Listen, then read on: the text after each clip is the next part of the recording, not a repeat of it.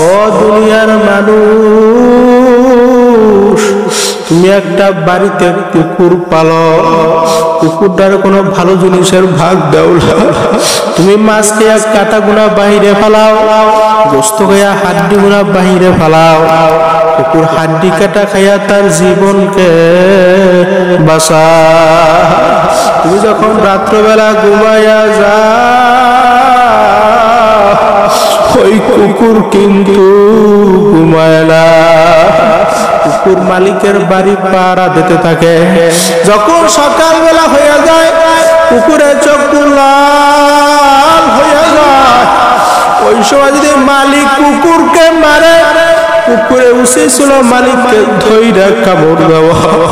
কুকুর কিন্তু তা করে না।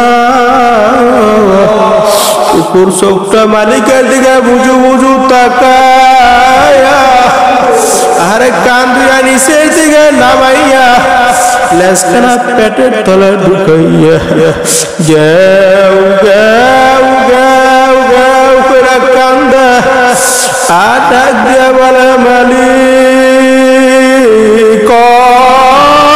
মালিক তুমি আমায় মাফ করিয়া দাও, আমার ভুল হয়ে গেছে, আমার মাফ করে দাও। এ দুনিয়াদার পাগল আমার বাবারা, একটা কুকুর যদি তার মালিককে চিনতে পারে, তুমি আমি মানুষ হয়ে আমার মাওলার সমস্ত নিয়ামত ভোগ কইরা, তুমি আমি কেন আমার মালিককে চিনতে পারলাম না? হে কবরের যাত্রীরা, আল্লামা রুমি রহমাতুল্লাহ উদাহরণ দিয়ে বলতো, ও দুনিয়ার মানুষ, এক রাখাল কিছু গরু পালতো। আরে ওই গরুর ভিতরে একটা গরু ছিল, মোটা গরু। ও প্রত্যেকটা গরুকে বললো, গরু শোনো, আজকে যখন রাখাল আমাদের গলার ভিতর রশি লাগাইতে আসবে, আরে আমরা কেউ রশি গলার ভিতরে লাগাবো না। আর ওই জঙ্গলার বাজে তাজা গাছ দেখতে আসো, আমরা তাজা গাছ খাইতে যাব। আরে যখন রাখাল বেলা সন্ধ্যাবেলা গরুর গলা রশি লাগাইতে আসলো, আর ওই মোটা গরু দৌড়া, রাখাল পিছনে পিছনে রাখাল ডাক গেল, গরু ফেরো ফেরো ফেরো, আজ বুঝবি না বুঝবি কাল, কপাল থাকোড়া বিয়া দিবিয়া। আরে গরু খুব সুন্দর ভাবে ওই জঙ্গলার বাজে তাজা গাছ খাইতে আছে। একটা বাঘ আমার মাওলার দরবার দোয়া করে, মালিক ও মালিক, তুমিও তো আমাকে বানাইছো, আমাকে কি খাওন খোরাক দিবা? আমার মাওলা সঙ্গে সঙ্গে বাঘের দোয়া কবুল করে নিছে। বাঘ যখন গরু সিনের ভিতরে খপ করে থাবা দিয়ে রক্ত চুষা শুরু করে দিল, গরু ডাক দিয়ে বলে, মালিক মালিক,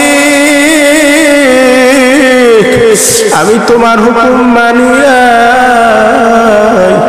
আমি যদি তোমার হুকুম মানতাম, আমার বাঘের কামড় খাওয়া লাগতো না। এ কবরের যাত্রীরা, দুনিয়ার ভিতরে সুদ খাইতে আসো, ওই জঙ্গলার পিছনে তাজা ঘাস খাইতে আসো, ঘুষ খাইতে আসো, ওই জঙ্গলার পাশে তাজা ঘাস খাইতে আসো, হারাম খাইতে আসো, জঙ্গলার পাশে তাজা ঘাস খাইতে আসো, অন্যের মাল লুটপাট করে খাইতে আসো, তুমি জঙ্গলার পাশে তাজা ঘাস খাইতে আসো, জেনা করতে অন্যের জঙ্গলার পাশে তাজা ঘাস খাইতে আসো। একটা বাঘ আমার মাওলার দরবার দোয়া করা, মালিক ও আরশের মালিক, ও জমিনের মালিক, তুমিও তো আমাকে বানাইছো, আমায় খাউন খোরাক দিবা। আল্লাহ, ওই বাকি হয়েছে জাহান্নাম। কেডা কেডা? ওই বাকি হয়েছে জাহান্নাম। ওই জাহান্নামের আগুন সহ্য করার ক্ষমতা দুনিয়ার কোন মানুষের নাই। আউলিয়ারা চাই লাত্তি মারে দুনিয়া